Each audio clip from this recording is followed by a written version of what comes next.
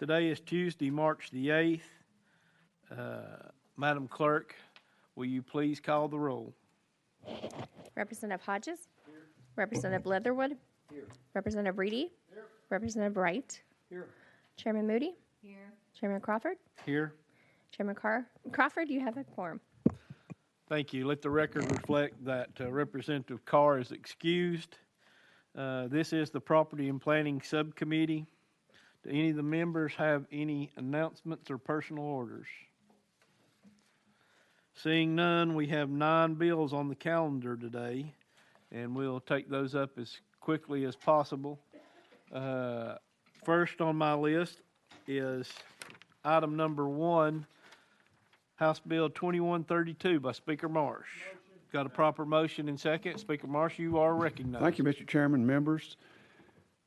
This purpose of this bill is to grant small metro governments, Moore County, Lynchburg, and Trousdale County, Hartsville, the authority to increase their occupancy tax, hotel motel tax, in a manner similar to what was authorized for non-consolidated governments last year.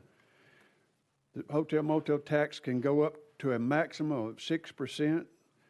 This act does not levy the tax. It simply authorizes the council of these 2 metropolitan governments to enact the tax by ordinance of the Metropolitan Council.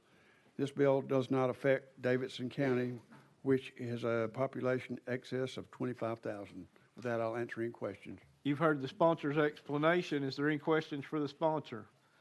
Seeing none, without objection, we're ready to vote on House Bill 2132. Moving on, please say aye. Opposed, no. Bill moves on to local government.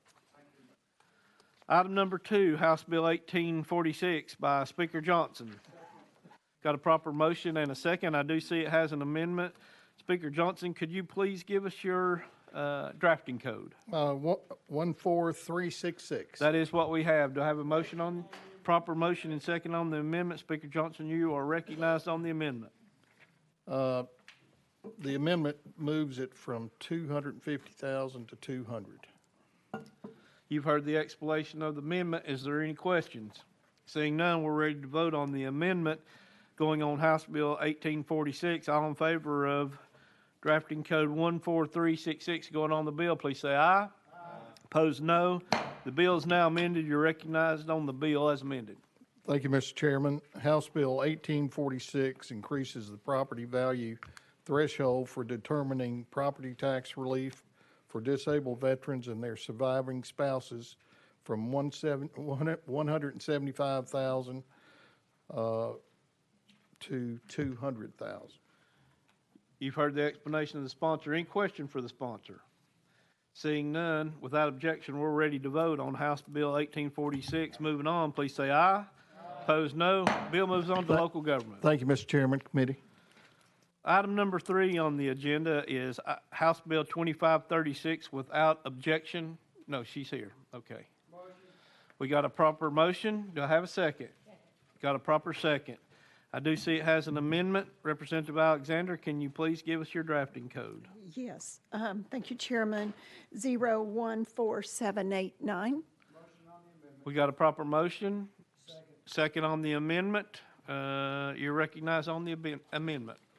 Prior to passing the annexation reform in 2014, any property could be annexed without consent. Since then, a farm can be annexed only now with a permission by the owner of that property. But because of that, the time difference in the properties that were annexed prior to the Reform Act, they are having to pay both city and county taxes on land that sometimes they're getting no services for, and they just need the ability to become de-annexed because they didn't get asked. They weren't asked to be annexed in, and they need to have the ability to petition the city to become de-annexed. It is only on properties that are within a mile from the city limits. They have to be actual farms. They have to have filed a Scheduled F, so you can't have As Representative Leatherwood's concern was about someone who has an acre of a farmland, and they have, they might say they want to raise chickens, for example, and sell $100 worth of eggs. Well, that's not farmland. You've heard the explanation of the amendment. Is there any questions for the sponsor on the amendment? Representative Reedy, you're recognized. Mr. Chairman, this isn't, and thank you, this isn't a question. Representative Alexander, I appreciate this. As a farmer, I know my fellow farmers will appreciate it as well, but thank you, Mr. Chairman. Thank you, Any other Representative. questions on the amendment? Seeing none, we're ready to put House Amendment number 014789 on the bill. All in favor, please say aye. Opposed, no. Bill is now amended. You're recognized on House Bill 2536. The question's been called on the bill. We're ready to vote without objection. House Bill 2536. All in favor, please say aye. Opposed, no. Bill moves on to local government. Thank you, Chairman. Thank you, Committee. Item number 4, House Bill 2274, without objection, has been rolled 1 week.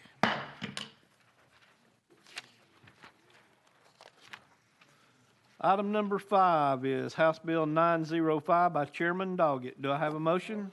Got a proper motion and second. Chairman Doggett, you are recognized.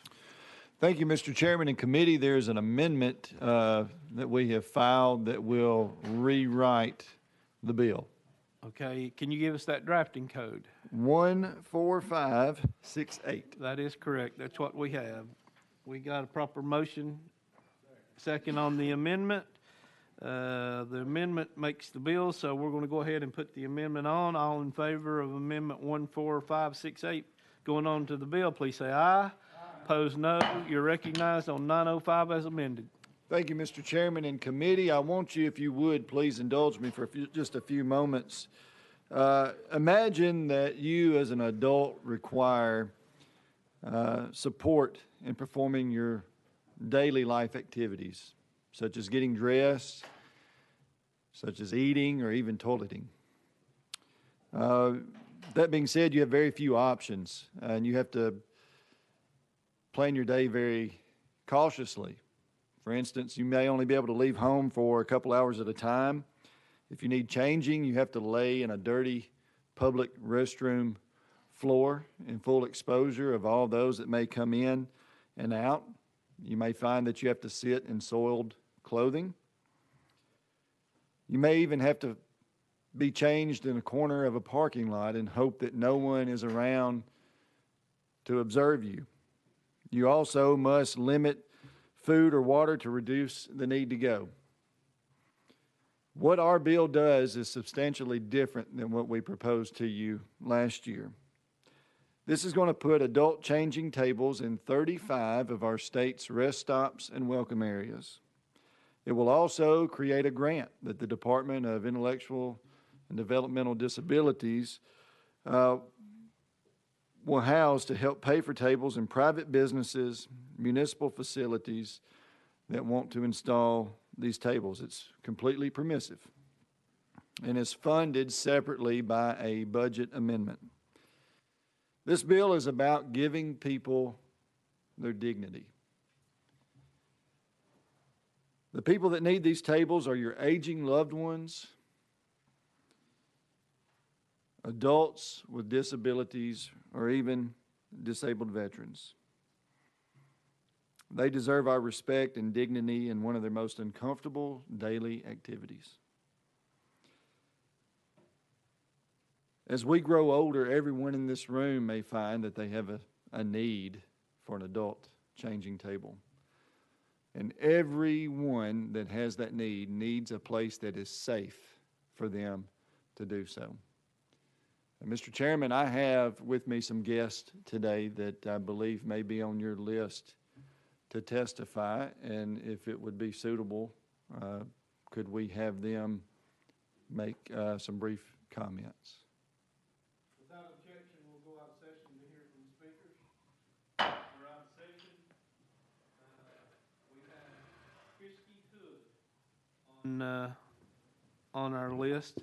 So whenever you're ready, just state your name and we'll hear from you and go from there. I have with me Chrissy Hood, Elena, and Kevin Hood.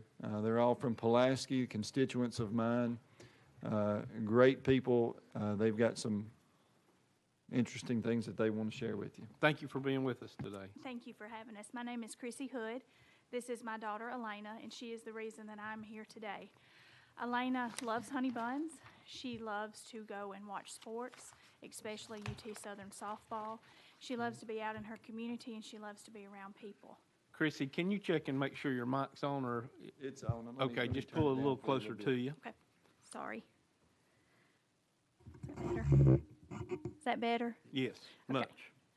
So Elena enjoys being around people, but that is kind of difficult because Elena has a need that she will have for the rest of her life. Elena will always need the use of adult-sized changing tables.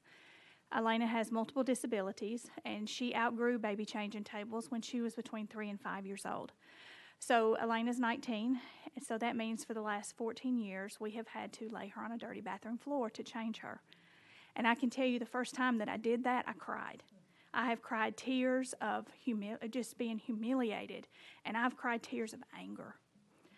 No one should have to lay on a dirty bathroom floor. These are the same places that women do not want to put our purses. You know, we have those hooks on the back of the bathroom stall doors for us to hang our purses because we don't want to sit them in a dirty bathroom floor. But that's what we're forced to do with our loved ones.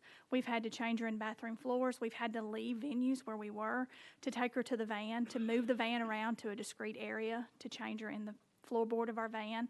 We've had to limit our time out. When she was growing up and her sisters were home, we had to decide between which one of us was going to go with them to an event, to a ball game, or things that they were doing because we didn't always have a bathroom large enough to even lay her down in to change her.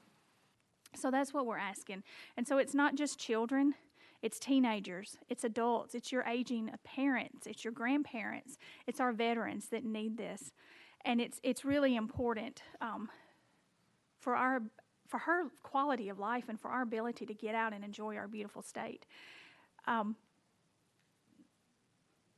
To have at least one changing table in our rest stops and our welcome centers means that people that are traveling across our state will have the opportunity to have some dignity. B&A put in an adult-sized changing table a while back, and they were one of 11 airports in the United States to have one. They saw that this was such a need that they are actually working on installing another one that will be accessible and open this spring. Jefferson County, Florida, was the first state to open up any type of rest stop with an adult-sized changing table. Wouldn't it be amazing if Tennessee was the first state to have them across the state, to be a leader and show that we care and we support our individuals with disabilities? So I'm asking you to please consider this bill for families like ours and other families that really have this need. Thank you for your time. Thank you. Appreciate you coming up and speaking to us today. Does the committee have any questions for the speaker? Seeing none, thank you so much for Thank coming you. up and being with us. Very, very enlightening. Thank you for your time. At this time, we will go back into session. And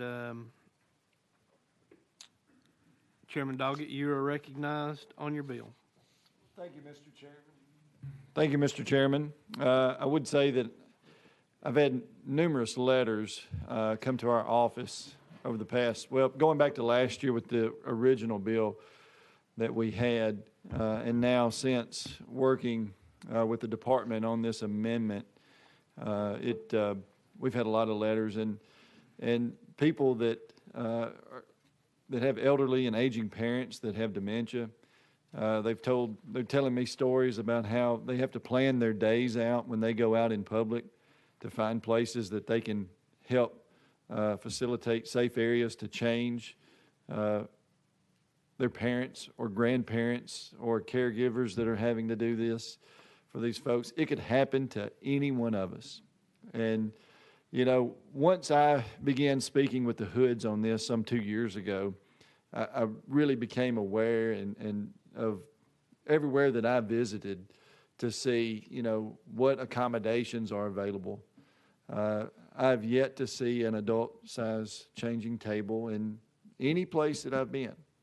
Now, we have in our town in Pulaski a recreation center. Each year, the 4th of July, it's a big deal for us. We have a concert there in the park. We have fireworks. Thousands of people attend this. There's nowhere to park. We've got food trucks and vendors and porta potties, and it's set up and it's fantastic.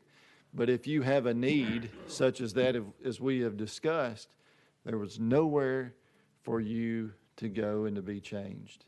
And thankfully, our Parks and Recreation Director, Mr. Lane Rose, a good friend of mine, worked with the Hoods, and he put in the city of Pulaski put in an adult changing table there at the Recreation Center. And so it's the first one in our county. It's the first one that I've seen in person, and so we're really excited about that. Also, I had a resolution that's moving through another committee that we've worked with the Department of Environment and Conservation as a part of a plan that they have. I don't want to steal their thunders, what they're working on in the future, but we were urging them to place adult-sized changing tables in their state parks, and that's looking very, very good as well. And so I ask humbly for your consideration as we move forward before you vote to really stop and think about it and put yourself in the shoes of the Hoods and the thousands of other Tennesseans that would benefit from a bill such as this. You've heard the explanation of the sponsor. Is there any questions? Chairman Moody, you're recognized. Thank you for this, and thank you again to the guests for coming up here and sharing your story and letting us meet you. I have an acquaintance of mine from a long time ago who was disabled, and she shared with me that they call us TABs, temporarily able-bodied. And I've never forgotten that. So along your line of talking, it is something to not take for granted and to remember. Each day's a gift. So thank you. That's right. Thank you, Chairman Moody. Any other questions? Seeing none, without objection, we're ready to vote on House Bill 905. All in favor, please say aye. Aye. Opposed, no. Bill moves on to local government. Thank you so much. Item number 6, House Bill 1837 by Chairlady Helton. We're going to roll that to the final calendar. Is that correct? That's correct. Without objection, it'll be rolled to the final calendar. Psych. Item number 7, House Bill 2680 by Chairlady Helton. Got a proper motion and a second. I do see it has an amendment. Can you please give us your drafting code? Yes, Mr. Chairman. It is 014701. I do. I have a proper motion and second on the amendment. Chairlady Helton, the question has been called on the amendment. All those in favor of Amendment 14701 going on the bill, please say aye. Aye. Opposed, no. It is now amended. You're recognized on House Bill 2680. Thank you, Mr. Chairman. It rewrites the bill. It clarifies the definition of cost in the Border Region Retail Tourism Development District Act to include rental discounts and lease incentives given by a municipality or industrial development corporation to a retail or tourism facility. Any questions for the sponsor? Seeing none, we're ready to vote on House Bill 2680. All in favor, please say aye. Aye. Opposed, no. Bill moves on to local government. Thank you, Mr. Chairman and committee. Next item is House Bill 2001 by Representative Cochran. It will be rolled to the final calendar without objection. Item number 9, House Bill 1032 by Representative Thompson. Without objection, it'll be rolled 1 week.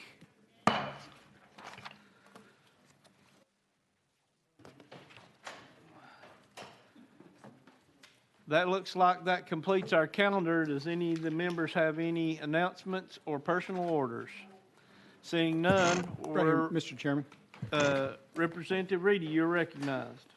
Chairman, do we anticipate 2 more calendars for this committee, or will all of these bills be rolled next week, and next week is our last calendar, or could you inform us of your situation for that? Thank you. Yes, hopefully, our real chairman, Dale Carr, will be back hopefully next week. We have announced final last calendar for the 15th. So, all the bills that have been rolled will be taken up next week, and if we finish up, then we will be done. If not, we will continue on till we get these bills taken care of. At this time, I'll entertain a motion to adjourn. We are adjourned.